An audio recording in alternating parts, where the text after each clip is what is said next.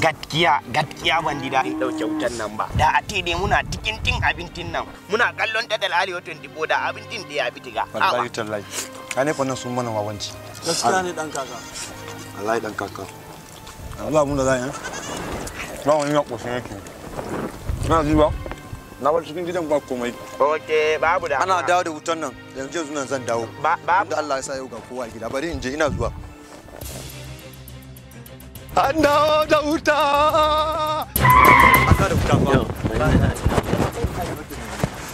Wai, arewa ta fito. Wallahi hankali ba.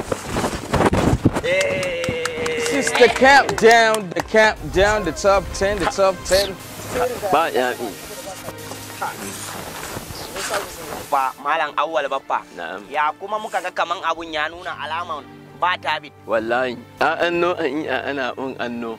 Ba a munna kuma a anno an yi amina. Ya mi ya an.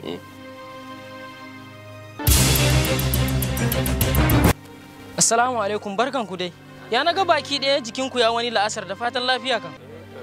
Cewa lafiya ba lafiya ba gaskiya muna ganin tashan Arewa 24 aka ɗauke wuta bayan an dawo da wuta mun fara yi sabis ya ɗauke yanzu haka ana faman gyara ya ƙi kawo tun ɗaga yanzu ne lokacin da ya kamata a ce mun kalla kowa ya dawo gida amma abun yaƙi. Matsalan sabis to kaga don ire-iren wannan matsalolin Arewa 24 ta samar muku da application Arewa 24 on demand wadda duk duniya duk inda kake za ka iya sauke wannan application ta wayanka ka kalla ba tare da irin wannan matsalolin network an ɗauke wuta waye na kallon dukkan shirye-shiryen su ba tare da ka samu matsalan network ba.